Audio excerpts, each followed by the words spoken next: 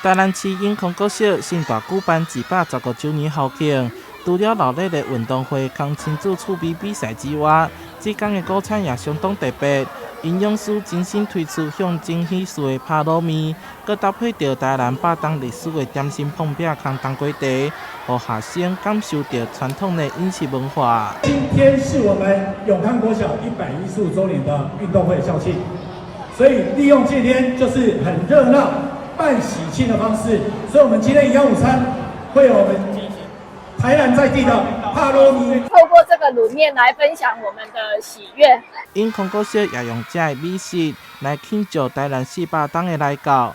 台南市副市长也替产特别到场，除了感谢永康国小校长甲营养师的用心，同时向学生讲解这的食物背后的意涵。你们生日会吃蛋糕，对不对？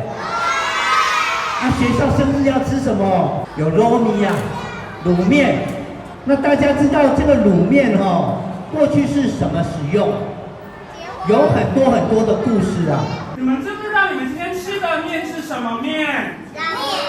干面不是干面，这个是大卤面。来跟老师说一次，大卤面。那我们什么时候会吃大卤面呢？就是我们家里有人在结婚的时候，或过年过节的时候，我们会吃大卤面。学生除了认捌到台南美食的历史故事，也吃出在地台南味，美味佮健康。另外，学校也规划一系列饮食教育的闯关游戏，用古早东莞，让学生真正健康饮食知识。台南新闻创会采访报道。